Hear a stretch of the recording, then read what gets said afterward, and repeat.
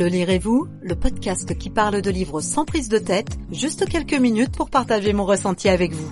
Un coup de cœur simple, rapide et convaincant, à écouter partout, en cuisinant, en marchant, en faisant du sport ou au fond de votre lit. Le lirez-vous, le podcast qui parle de livres en toute simplicité, entre nous quoi.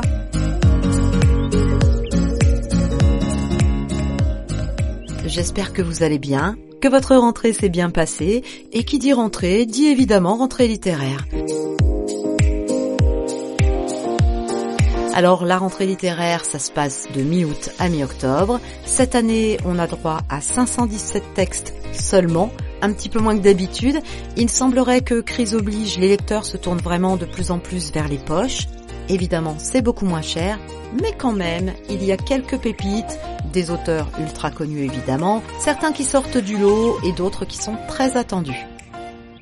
Aujourd'hui, moi j'ai envie de vous parler des Bretons qui en font partie, et j'en ai sélectionné 6 pour commencer. Et on démarre avec Jean-Marie Quéméner, notre Carnaquois préféré, avec son roman Gémilan. Gémilan, c'est un roman vraiment captivant dont le lancement s'est passé à Carnac, chez lui, et qui nous emmène dans les yeux d'un bébé, Amal. Il va raconter son exil avec la naïveté d'un bébé, mais aussi avec la sagesse d'une personne qui a passé toute sa vie en exil. Et en prime, une nouvelle maison d'édition, les éditions Récamier, que je vous invite à suivre de très très près parce que il y a quelques pépites, quelques auteurs très connus qui l'ont rejoint, et vous allez voir, on n'a pas fini d'en entendre parler. Après, on a Johan Iokono, Vante, qui sort Les vies secrètes de Vladimir, ou La vie fascinante du poète Vladimir Maïkovski. Ça va parler des liens ambigus entre l'art et la politique, un peu comme son premier roman, qui parlait de violons prestigieux et de Seconde Guerre mondiale. Ça va se passer aux éditions Slatkin et compagnie, et s'il est aussi captivant que le premier, ça promet encore de belles ventes. Julia Carninon, nantaise, a sorti Sauvage, aux éditions Iconoclaste.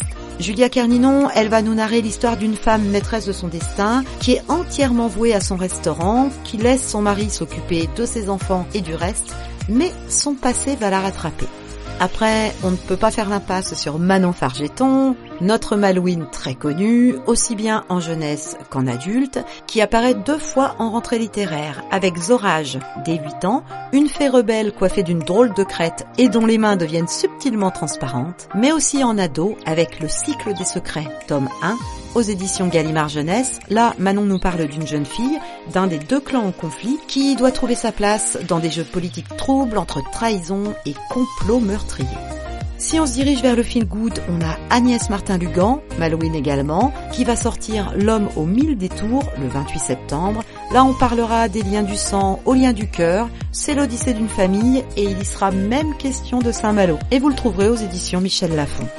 Et on termine par Irène Frein, l'orientaise, qui elle va attendre le 6 octobre pour sortir Écrire est un roman, une réflexion sur l'écriture, accompagnée de conseils pour les apprentis écrivains, et ça sera aux éditions du Seuil. Et voilà pour la rentrée littéraire bretonne. Une prochaine fois, on va parler de rentrée littéraire encore, évidemment, mais cette fois de façon un petit peu plus généraliste. Et voilà, le lirez-vous, c'est fini pour aujourd'hui. Si vous entendez ce message, c'est que vous avez écouté jusqu'au bout, et pour ça, merci du fond du cœur, j'espère qu'il vous a plu. Si c'est le cas, je vous invite à laisser un avis sur la plateforme où vous l'écoutez et à partager l'épisode autour de vous. Prenez soin de vous, et à bientôt. Ciao!